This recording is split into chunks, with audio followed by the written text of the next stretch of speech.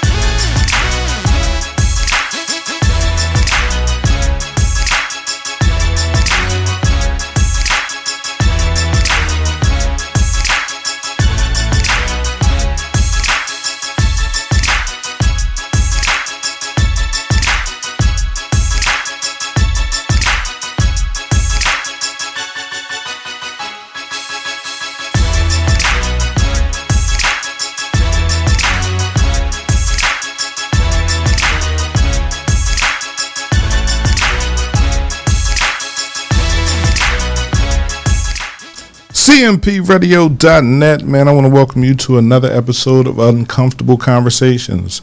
Tonight we have Tyrrea. Okay, there we go. I didn't want to mess the name up. You know, you get so nervous you don't want to mess somebody's name up, right? Then you end up messing it up, and that's what I do, right? Tyrrea Ross Graves. She is the author of Unspoken Truths, and this is Uncomfortable Conversations, and you already know the beautiful Drea V. Come on, Drea. Come on, you got to be on Drea point. V, Drea V, right. Let's go, man. How was your week? It's been cool. I've just been enjoying, break, and I'm looking forward to the 4th of July. Are you looking forward to the weekend? Yeah, I'm going to Chicago. Okay. Right, go check out the Presidential Library and all that good stuff, and get some photos and do some work, right? That's what it's all about, right? But do it in other areas. So yeah, I'm excited. But Tyrrea, right? Am I saying it right? I don't want to mess it up. I don't want you looking at me crazy, right? Right. How are you? I am good. Thank you guys so much for having me here today. You're welcome. You are the author of Unspoken Truths. Yes. Unspoken, like, we're going to get into that. We're going to dig into all that. Drea B is going to ask you some questions, and we're going to figure out what's so unspoken about these truths, right? Let's try to figure that out. Go ahead. First off, for everybody that's tuning in, I'm sitting here with the book, and when I say the cover, it like really pulls you in. The title alone, like, you're like, okay, what's this book about? Like, this is going to be a good read. And Miss Tyrrea is a proud Chester native, so, it's always good to see people from the city doing well. I'm going to get into these questions. So tell me about your journey to becoming an author. I always had an interest. I've always been an avid reader since I was 3, always reading books. And then for the past 10 years, every summer, I would post with 6 or 7 books that I was reading. So then last year, I remember watching television and some co-hosts recommended some books. Okay. So I went out, brought the book, and I read it. And she was a New York Times bestseller. And I read the book, and I was like, it wasn't impressive at all. Was it given? It wasn't given? It was not impressive at all. Okay. However, I'm not going to give her the author's name. Okay. But she had written like 12, 15 other books. Okay. Ooh. So I said to myself, well, I can do this. If she did this, I can do this. That's right. Believe in yourself. Yes, I can do this. And then based on a couple of things that happened to me caused me to do some self-reflection. So this is when the idea of this book came about, because I wanted to do some unpacking of things that was going on in my life. Okay. So that's when my author's journey began. Wow. Okay. So how long did it take you to get this book out? So I'm an overachiever. So basically everybody know who I am. I am an overachiever. Okay. So I kind of, I was working with this life coach. Shout out to Dr. Taryn Fletcher. She's actually from Chester too. Oh, wow. Yes. That's awesome. I was working with her because she was my life coach, and she had given us an assignment, and we were on this like 90-day assignment thing that we were working on.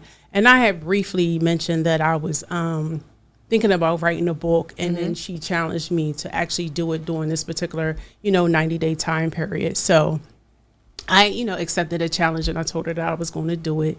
But it actually took me about, from beginning to end, about 100 days. Wow. Last year. I wrote it from like May to like September. Wow. Are you a perfectionist? Because I know you probably was like, for you to get done in 100 days, like you were on your A game.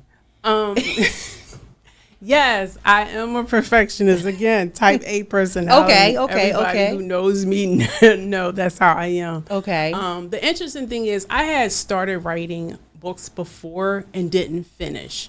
So I was talking to a friend of mine. One of the things that kind of was a barrier for me because I critique myself so much. Okay. And that's why I didn't get finished. Gotcha. I just kept stopping and, proofreading. And I just said, this particular time, I'm just going to keep going and wait till the end in order to, or have someone else read it once I get finished. Gotcha. So once I set my mind on that, then it took the burden off of me, like trying to read and then proofread and then start back up again. Because once you stop, it's hard to, get started again. So you just birthed something with this book. This is like a baby. You birthed this. I know. Somebody else told me that too. This is my baby. It's a proud moment because I still can't believe that it's that this moment is actually here.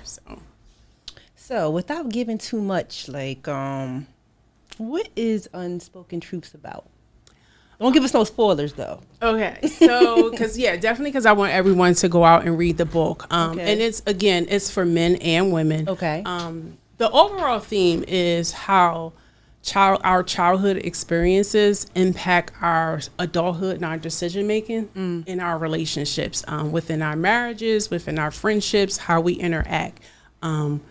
Understanding why certain things trigger us. Where does it come from? Why do you feel a certain way about certain things? And we can always trace that back as we unpack into some of our childhood experiences. So that's the overall theme of the book. But it follows three characters, two African-American women who are married. Okay. One is a newlywed. Okay. One's been married for 10 years. Okay. And one's been married for 17 years. Okay. So I wanted to dive into the complexities of marriage and what that looks like as a newlywed, as someone been married for 10 and then someone been married for 17 years. That's basically like the overall theme, like understanding how childhood experiences kind of shape us and cause us to live our life certain ways or have certain beliefs. And then you'll see, like in the beginning, in the prologue, it introduces each character as a little girl at a certain age. So that you brought me to the next question. Who's your favorite character in the book and why? So I'm gonna say really, I don't have a favorite character. Okay. Who do I most resonate with is Okay. one thing, but favorite character, I picked them and they have all different personalities for a reason. Okay. I resonate more so with Amari, but there's a piece of me in all three characters. Okay. Another character I chose is I have friends. All of my friends have certain purposes. One is a good angel and one is a reflection of me. Okay. We always laugh and joke. So one of the characters is my good angel, somebody that I admire her innocence. Okay. And she helps balance me. So I made a character. We all need a friend like that. I made a character for her. So, yeah. So I know this book probably has many, many lessons jam-packed in it. Mm-hmm. So what do you think is like one of the core lessons, if you had to like pick one, that like you think readers like will really resonate with, like almost like a universal lesson I would for all say or most? one is providing grace. Providing grace. And we all have our own experiences. Again, like I said, that has a lot to do with how our personalities are shaped. Just providing grace and understanding empathy, and to accept people for who they are, and understanding everybody has a backstory. Ooh. Everybody has a backstory of why they are who they are. And just understanding that. I'm not saying that you have to accept it, but just having the empathy to understand it. Me and my psychological background, I'm a behavior analyst, so Okay. I'm always asking why, because I Okay. study human behavior. Okay. What is the function of human behavior? What is the function of someone's behavior? So I'm always asking why. That's not to justify anything. It's just to understand. So there's a difference between someone does something to you. You may not agree with it, but sometimes you can not necessarily understand, but have the empathy to see how they got to that decision making. Absolutely. And that's what this book is a lot about. Understanding friendships and the dynamics of friendships, understanding marriage and the dynamics of marriage. And I feel like even though I haven't read the book yet, but I feel like you had to have a level of self-awareness to even write something like this. Yes, it was a lot of unpacking, I'm sure. to say the least. It was a lot of unpacking. As I was writing it, I looked at it more so as like therapy for me. I was about to, you just gave me the next question. I was going to ask you, was it a therapeutic process, like as you were writing? Absolutely. It was a therapeutic process because I had to dig deep. Okay. And, in some sections of the book, I had to dig deep because I wanted the book to be a realistic portrayal of what someone can experience. So I had to be vulnerable and expose a little bit of my unspoken truths. So yes, it was very therapeutic for me. Okay. Because I wanted to be able to, provide people with a voice. And I enjoy storytelling Gotcha. and being creative. So I'm assuming from the topic, there were a lot of uncomfortable conversations that were probably taking place in this book between the characters. Yes, absolutely. I don't want to be a spoiler alert because I haven't read it yet. But if you had to think about one of the uncomfortable conversations that took place between the characters, like that was like a monumental moment in the book, like, could you share without sharing too much? Like it was a pivotal point. A pivotal point in the book, yes. Amongst the friends, the Yes. 3 friends, I would say, each one casting blame on the other, Wow. without even recognizing their own flaws. And then the way that they handle it afterwards. And then sometimes when we are in a heated moment, some things are said. And one thing about verbal things is you can't take words back. So the question then becomes, regardless of how upset you are, do you go below the belt? And if you do, is there a point of no return where you can forgive that person for going below the belt at that heated moment? That's deep because that's something that before I did some inner work, I really struggle with that. It's like, if you go low, I'm going to hell. So the fact that you are, speaking about that, I know that I'm really going to be drawn into this book because there are some things we can say that it's no no return. Yes.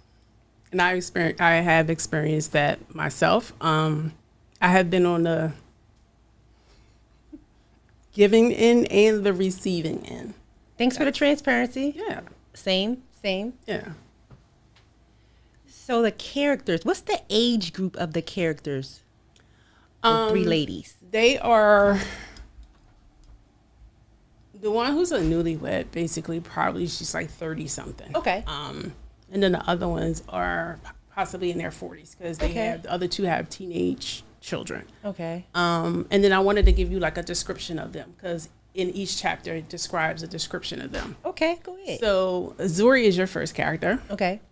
Zuri is bohemian style. Okay. You know, she has locks, Okay. golden locks. Love your locks. Yes, thank you.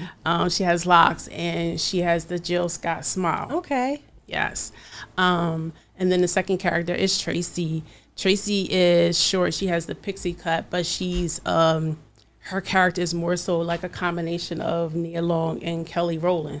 Is the Okay. description that I gave. Okay. And then the third character is Amara. Amara is like Tracy Ellis Ross. Okay. So, if you had to compare like the characters to any like sitcoms or shows that we watched growing up, characters, like who would it be? Because I'm thinking like, you know, what's the show? Friends, not Friends. What's the one with Tracy Ellis Ross and her Girlfriends. Girlfriends, and then I'm thinking about like Sex in the City. You know, those shows like that with the ladies. You know, maneuvering through life. So, if it was a show, like, what do you think? The show, like, is any of the characters relate to any shows that we watched, you know, coming up? Any correlation? It's a mixture. Mixture. Let me think. Okay, let's start with Amara. Okay. Amara she's the CFO Okay. at a hospital. Okay, so she a boss. Yeah, she's Okay. boss babe. Okay. So I would say more so like being Mary Jane. Okay. Oh, that was my show. Yes, right? That was my show. And let me say Tracy. Tracy was more like, I would say, Nia Long in The Best Man. Oh, okay. Right? These are some amazing characters, I must say. Absolutely. And Zuri is like, what can I say? I would say more so like, also too, The Best Man, Monica, who was married to Marge Chestnut. Okay, I remember Monica. Right? She was a sweetie. She was a sweetie, but Zuri does work. Okay. Yes, Okay. more so. Okay. Yeah. So I So give you these like are- an idea. Okay. These are some dynamic characters. Absolutely. So you really put your heart and soul into like, That's what I do. wow. So I have another question. So far as for people that read the book, like, how would they, like, I guess, connect with you? You know, if they want to like give you feedback or. Okay, so I have a website. The book has a website, and Okay. on the website I have a mailing list. Okay. So they can always go in there and put their contact information. Okay. And then I have like their email address and contact information. And actually at the book launch that I just had in Delaware, what I'm going to be doing is probably having those who sign up for the mailing list. We're probably maybe in the fall or the winter when it gets a little bit cold and you don't go outside as much, probably have a virtual book session. Oh, that would be awesome. That we are discussing, like getting down to the nitty gritty of after you read the book, discussing the themes and the characters and why did this person do that and what happened to that. And yeah, so we'll all be discussing that. So if you want to connect, the book's website is theunspokenTruthbook.com. And then you could go on and add your information to the mailing list. Okay. So do you think there will be a sequel to this book? Based on the feedback that I've gotten so far, most people want to know like what happened and, you know, in the end and dealing with realistic things. You know, sometimes we all have good intentions, but sometimes life be life For sure. and yeah, we have good intentions, but sometimes we tend to fall back and revert revert back to habits. So I'm thinking that there might be a sequel to this, but if not, I've already kind of started working on little details of my second book. Okay. Yeah. So, but I think just getting feedback from everybody, I probably will, think about doing a sequel. First off, I want to give you your flowers because, like, this is your first book. This is your baby, and you're so passionate. And like the characters, like as you're talking about, I can like envision. Like your description is like, I can envision these characters, you know, and I'm like, oh my goodness, these are women I could relate to. Yes. So like you really like, I feel like I was supposed to meet you today. You really have inspired me because I mean, I can tell this is a good read. Thank you. The cover, like I said, the cover pulls you in. Like that's a whole nother story too. The cover. Let me just share this. Okay. So when I was designing this cover with the graphic designer, we were going back and forth. And when she finally finished at first, the lady was not African American. Oh. And she told me that I need to leave it that way to make the book more universal and for it to appeal to a broader audience. Gotcha. And we went back and forth, and I was just like, I don't agree with that.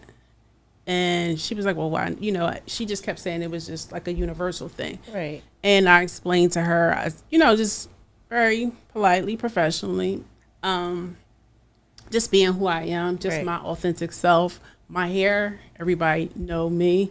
This is me, my authentic self. The way I was raised, my father was a Muslim. I need you to change that. Wow. So, she changed a little bit, and I just kept saying, I need her a little bit more darker.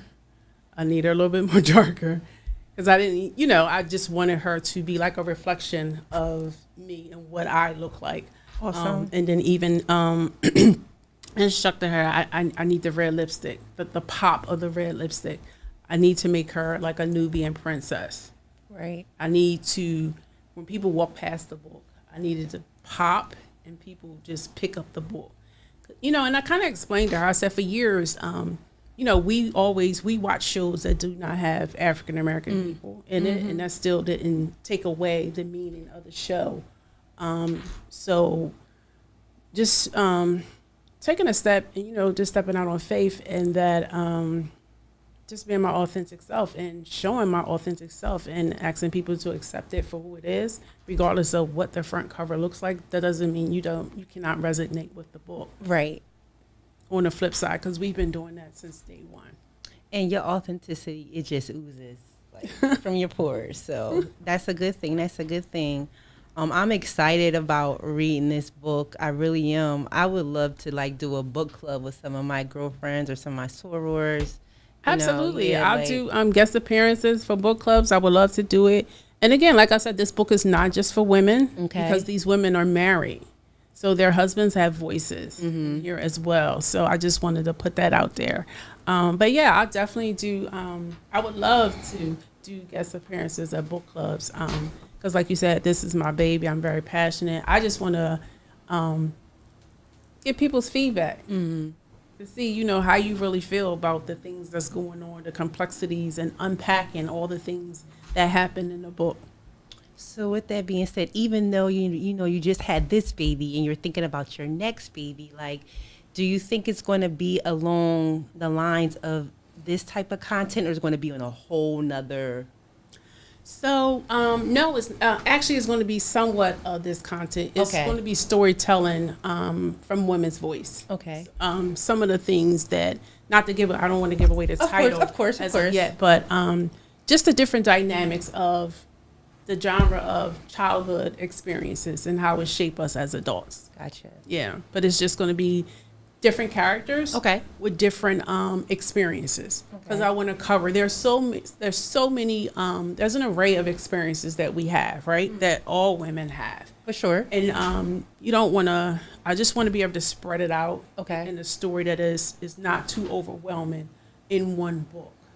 So yeah, so some of the things that some of the possible experiences that I didn't touch in Unspoken Truths will be introduced in the next book. So I have another question. So far as like age category, what do you think like the age category of the readers, like the range, like maybe the 25s to 55s, like what do you think far as age wise, like who would really be like tapped into this concept? So I would say even younger than that, because when I was 19 and 20, I was reading books like those books, Elin Harris, Eric Jerome Dickinson, Terry McMillan, B.B. Moore Campbell. I was reading all of those books 19, 20, 21 years old. Okay. But you was an overachiever and a reader. No, but Elin Harris books were heavy. Okay. If you remember, his books were heavy. We look forward to every fall his book would come out. So, yeah, I think 19, 20, 21, you can always learn, because it's always best to learn things before you experience them. For sure. Right? For sure. Especially if we talked about it earlier, if you don't have a mentor or someone that you can kind of talk to. I think the one thing that we can benefit from, and I definitely benefit from, when I was 20, I had a girlfriend that was 40, and she was married. Okay. So she would basically kind of mentor me. Gotcha. As the things. I mean, she would pull my coattail. Of course. Girl, you can't be talking to him like that. You can't be doing that. Girl, you better watch that. Right. You need that. You need that. And that's exactly what she did. Okay. Exactly, right? Or you need to do, X, Y, and Z.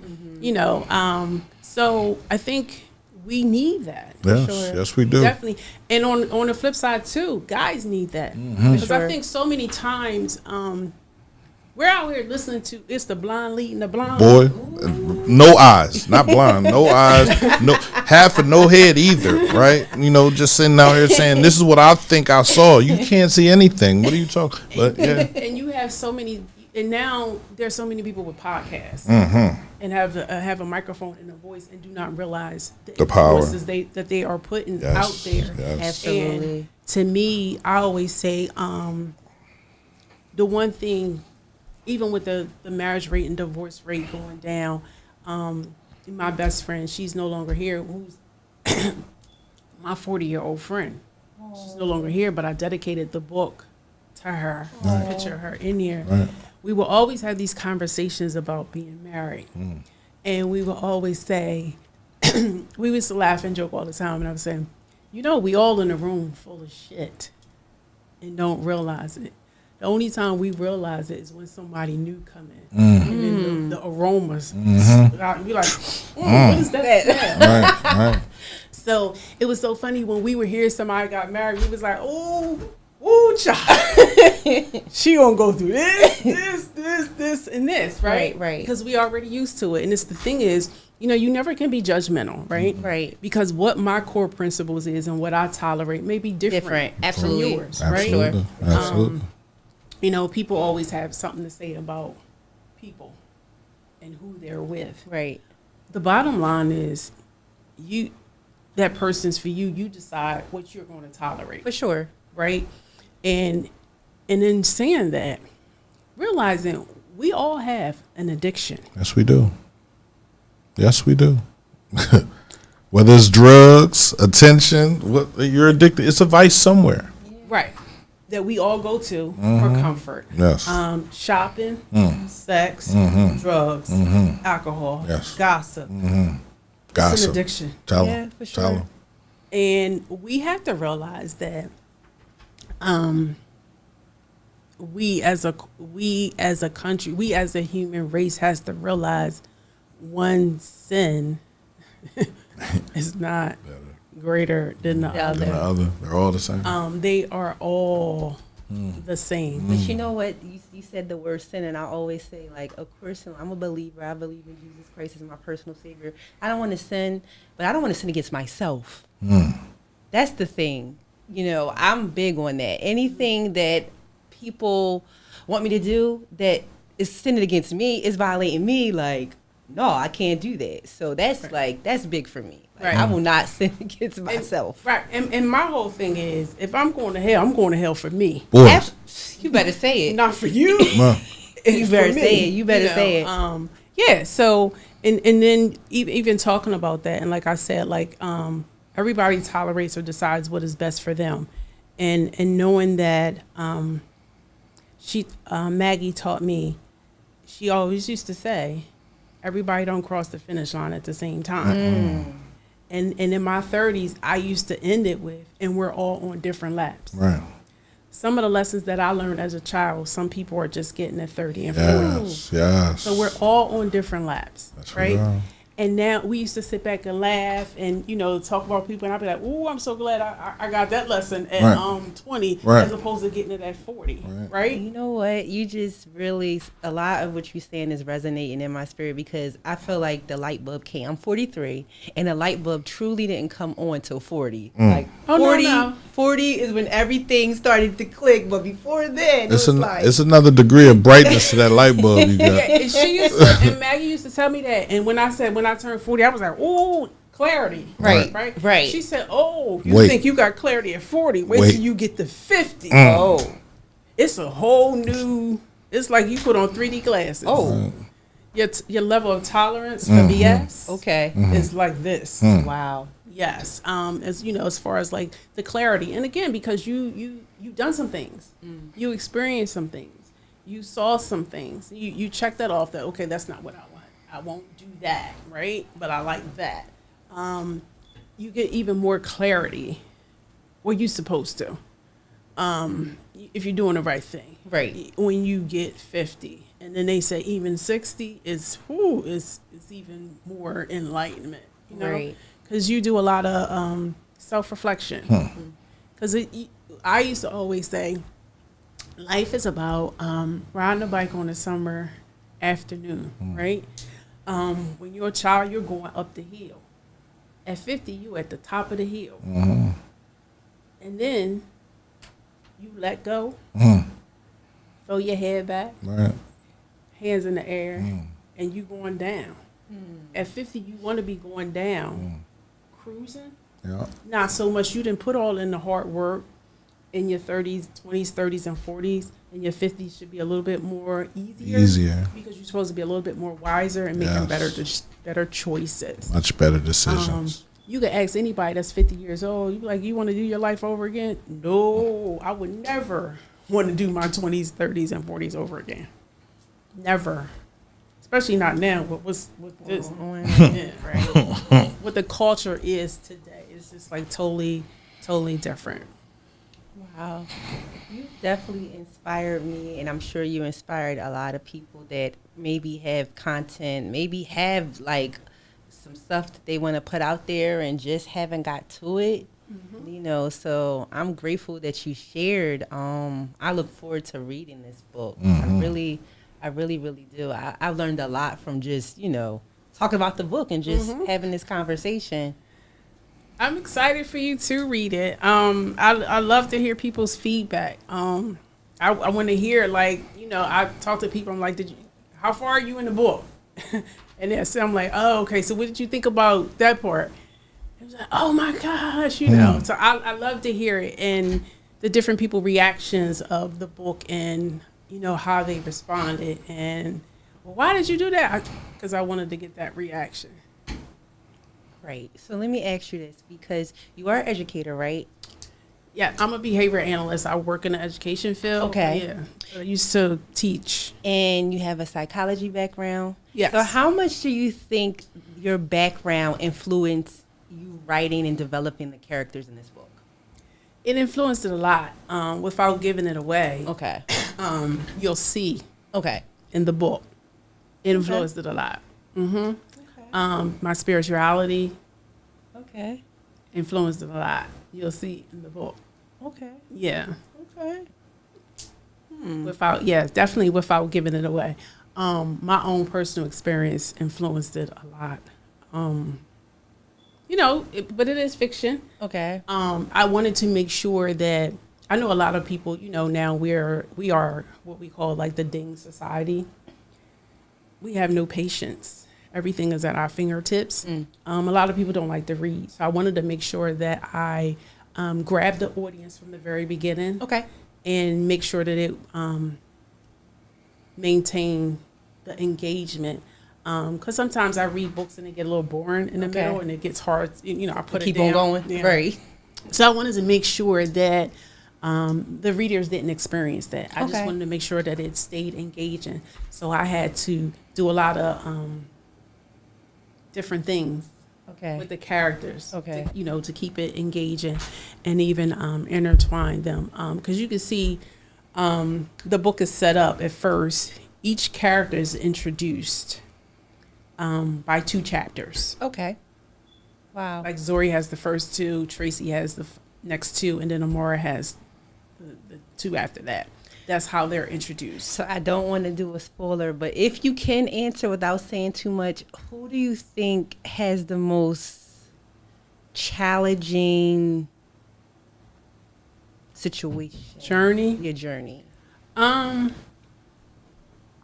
Well, I guess it could vary because, I mean, you might see it from a different perspective, and I might read it and be like, I don't know. I might think and it's you know what it's from? It's from your own personal experience. Absolutely. Absolutely. So I got a lot of books when I was away on vacation. I sat and read a lot. And it was the street books that I really didn't want to read, and it was the other books that were going to help me when I came out, right? That I wanted more of. So depending on where your mindset is when you're reading this book, like you might relate to something Zori went through, right? And then you might, oh no, that's me right there with Tracy, right? So, I want to know.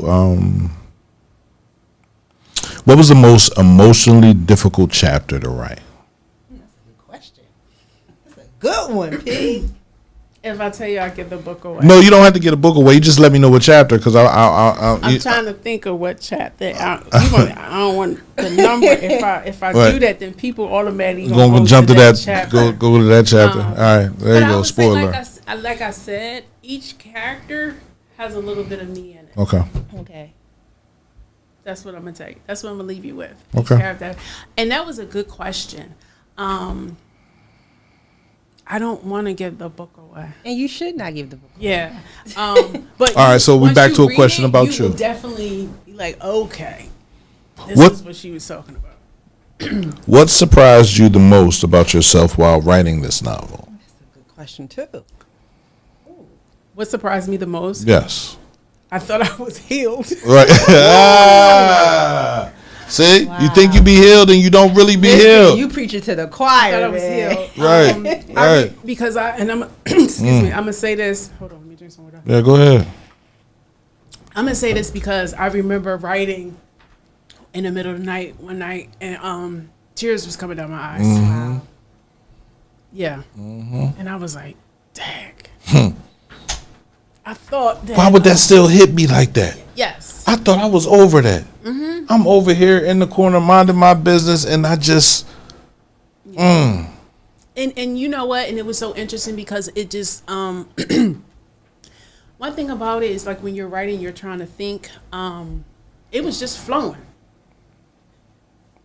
And it just hit you. And it was flowing, and then I went to reread it to make sure that it said what I thought that it should say. Right. And it hit me, and I was like, wait a minute. Oh my gosh. So yeah, it was like, Now, did you sit in that moment like for a second, or did you try to like just like, oh Lord, let me get myself together, or Shake it off. Shake it off, or did you let yourself sit and give yourself grace, self-soothe yourself, because sometimes you be having moments and we just kind of just like rush through that process. and that's normally me rushing through that process. I ain't got time for that. My one of my best friends, my son's godmother, she always say, you never take time to celebrate your accomplishments.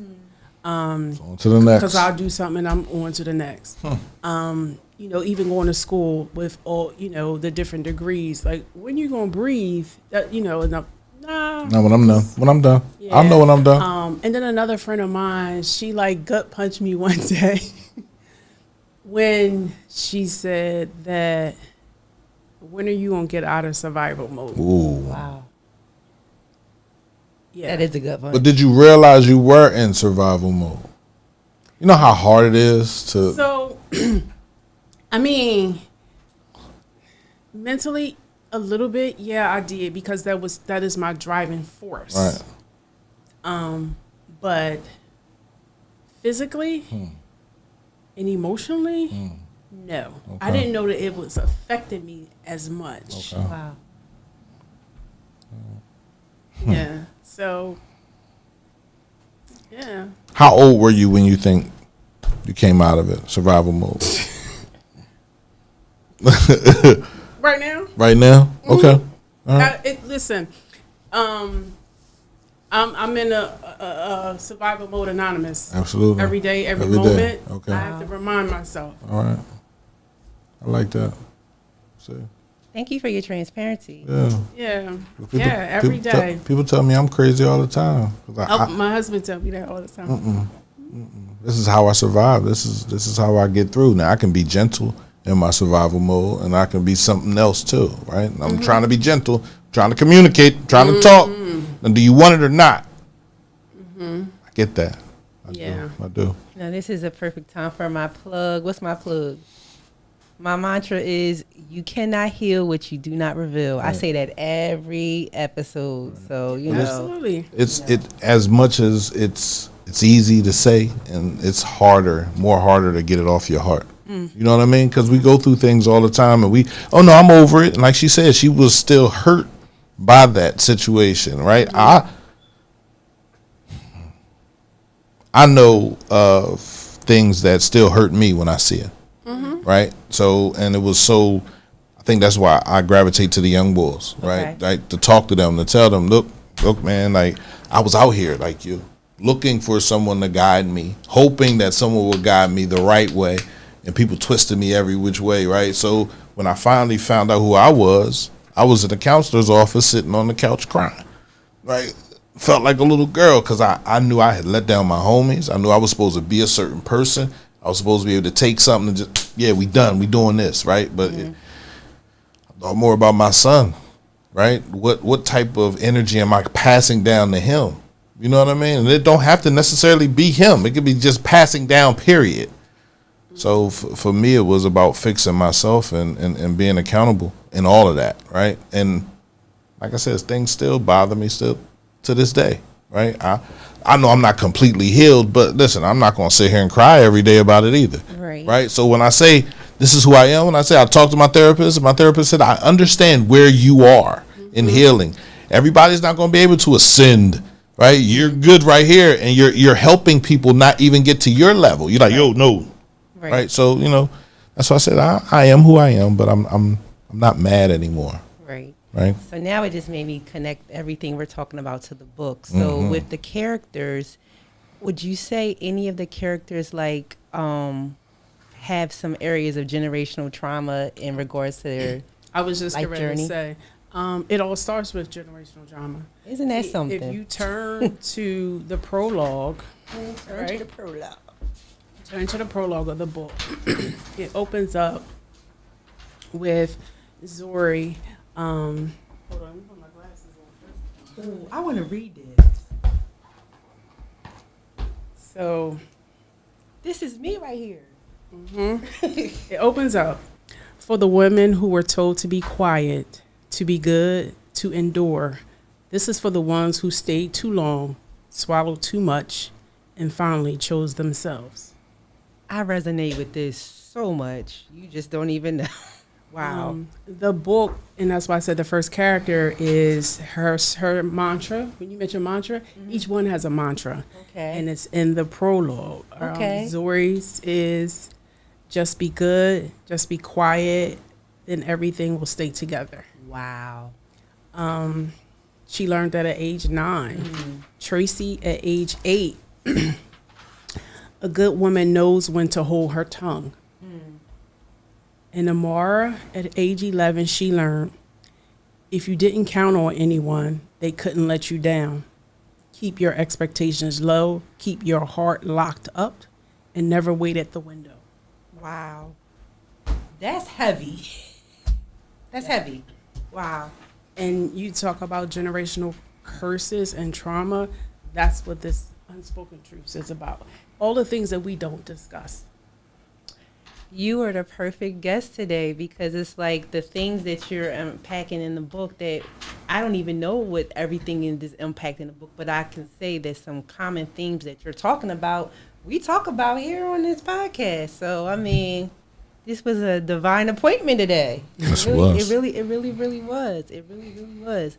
So I have a question for you. What would you tell like inspiring authors, like somebody that like really has, you know, something that could help the people or just some things they want to get out? You know, it could be therapeutic for them. It could be therapeutic for, you know, others. What advice would you have for like some, you know, people that want to get into writing? I would just say, again, this was my first novel. I just jumped in. I'm a woman of faith. Just jump. Do it scared. Yeah, do it scared. Show up.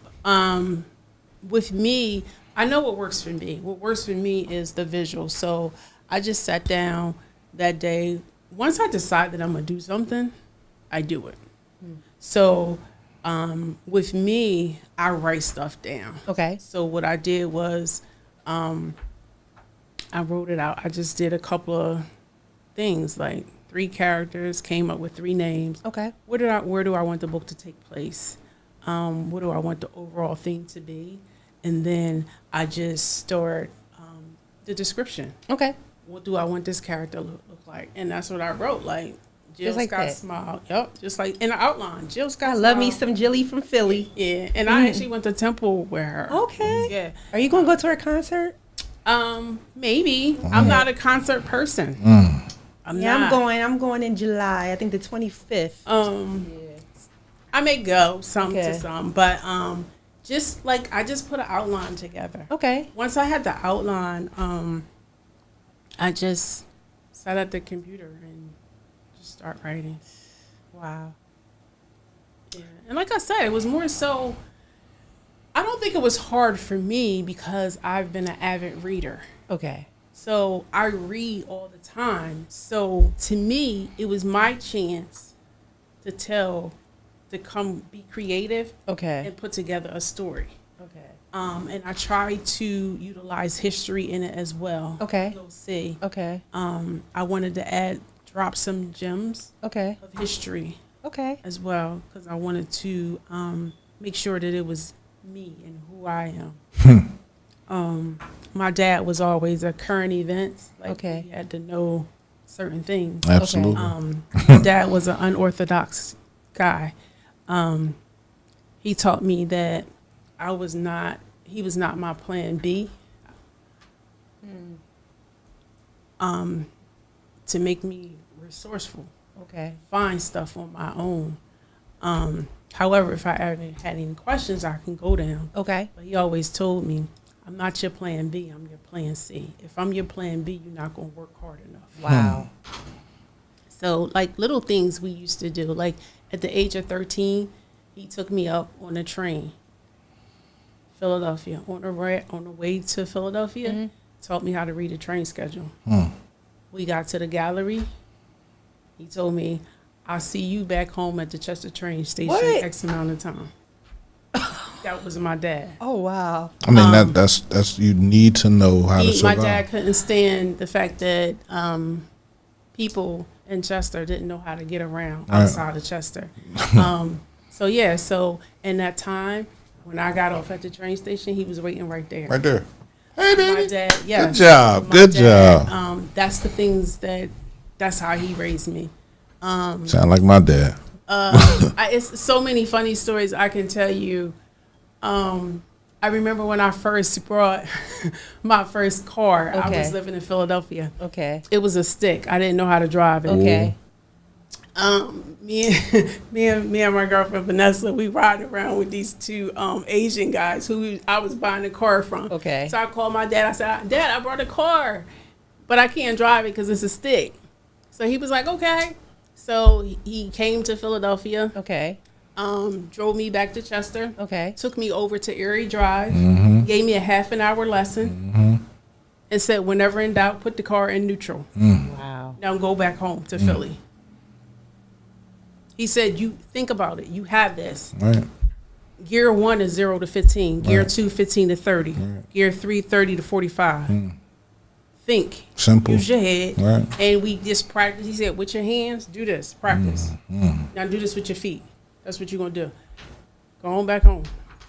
You have a sharp toolbox. I could just tell from this interview, like, That's your just how toolbox my is dad sharp. raised Like, me. you got a lot of tools in that toolbox. It's only because I was taught to be resourceful because he was not coming to, not saying he wasn't coming to my rescue, because he did come to my rescue, but it was like, I'm your plan C.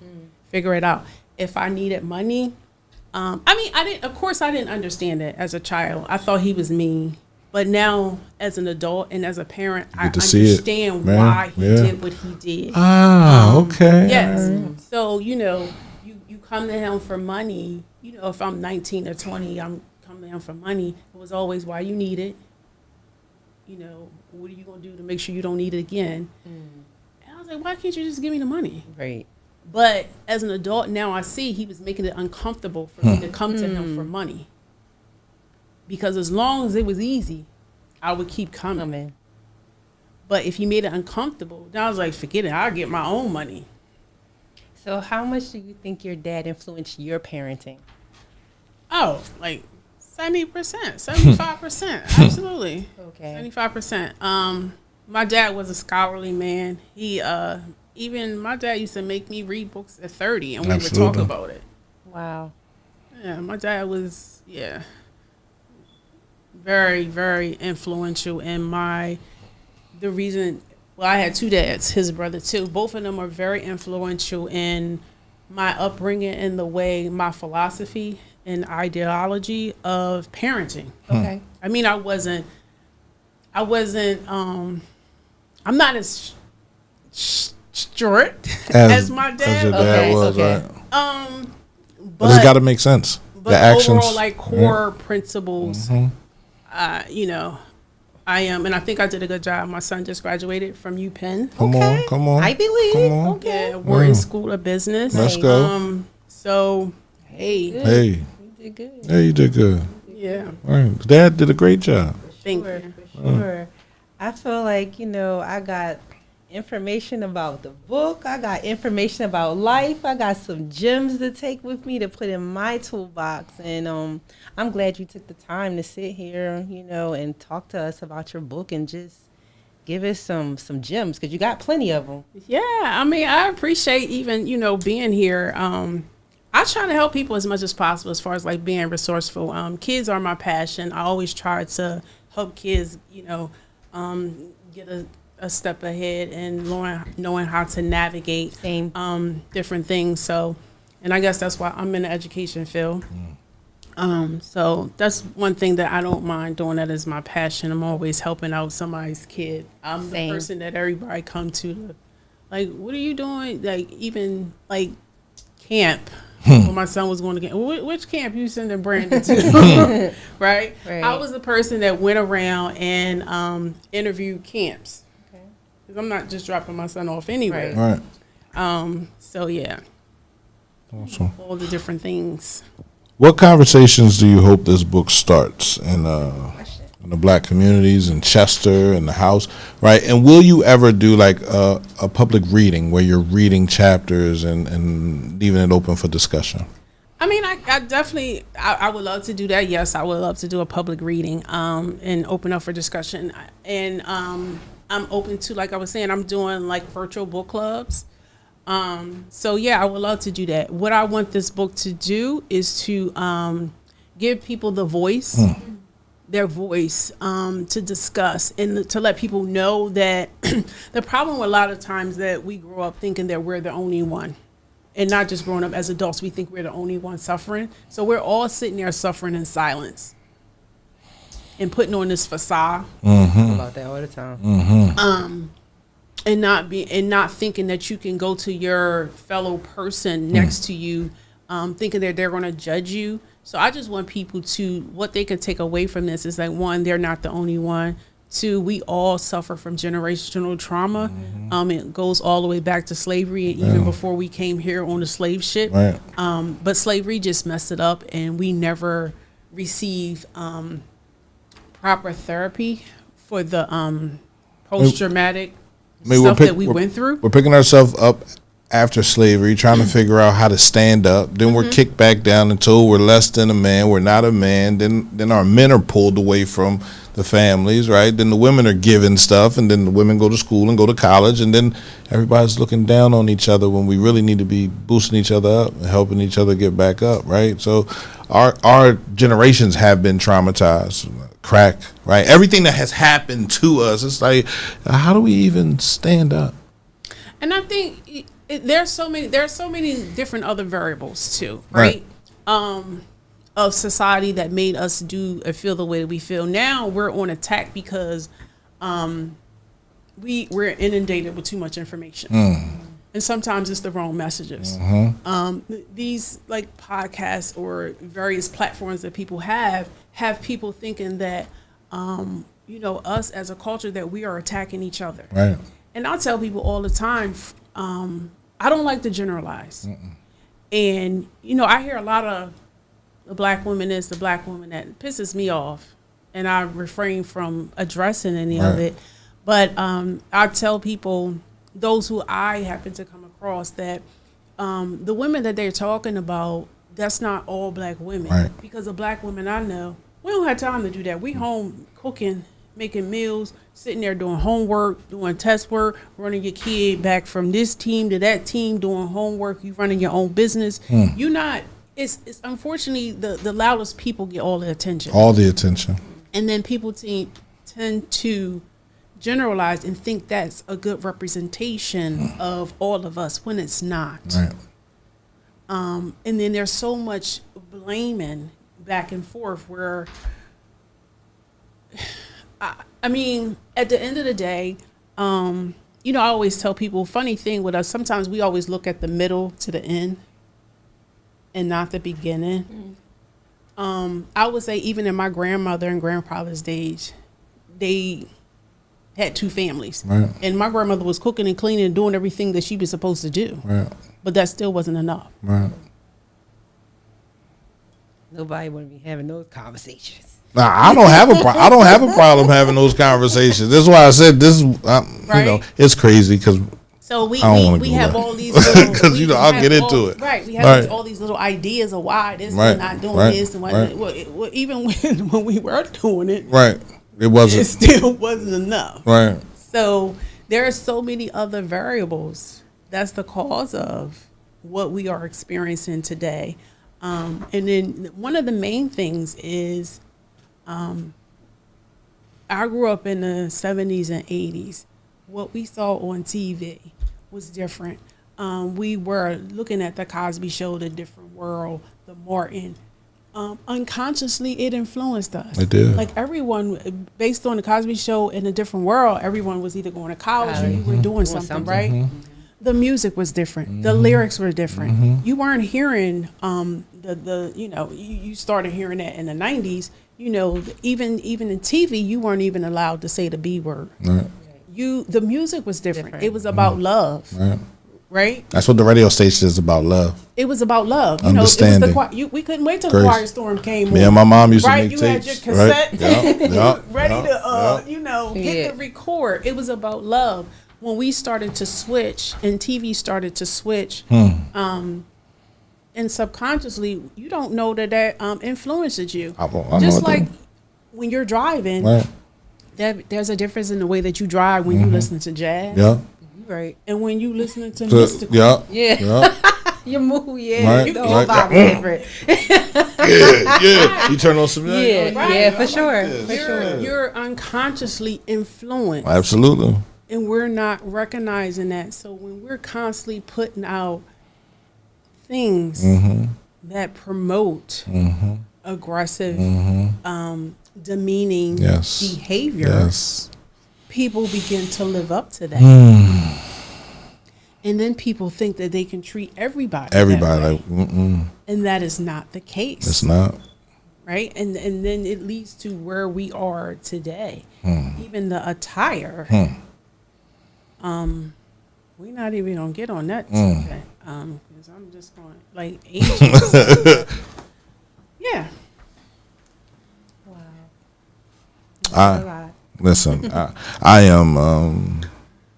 I appreciate this interview.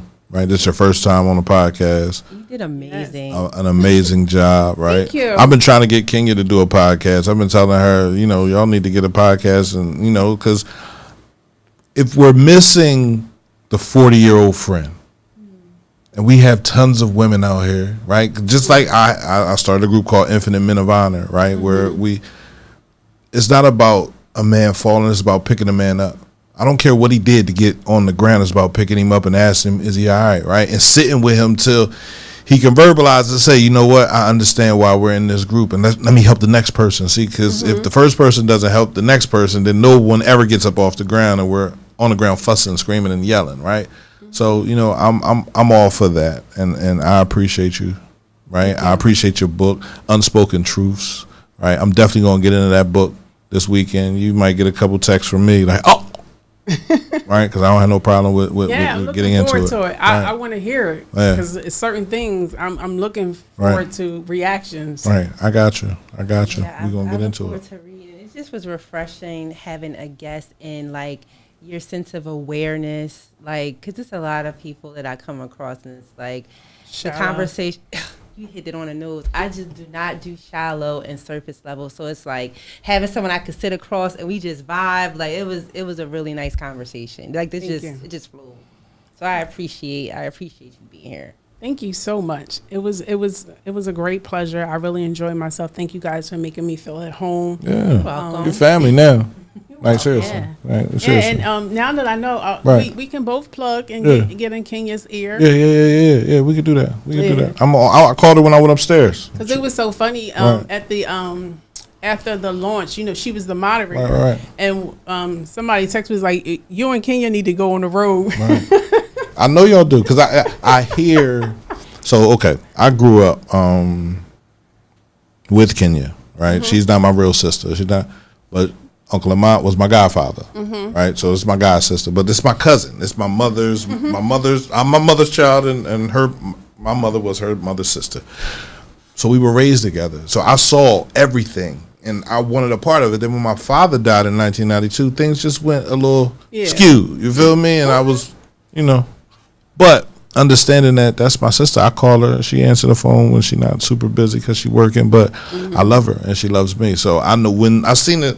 I said, "Oh man, all right, we connected." And she know how I am about any of her friends. I'm protective of her, so I'm protective of you as well. So, like I said, if she's my sister, you're my sister as well. I appreciate you, right? That's my girl. And I want you to come back through and talk more about this book once it's out there for a minute, right? We get people to read it, and if you want to.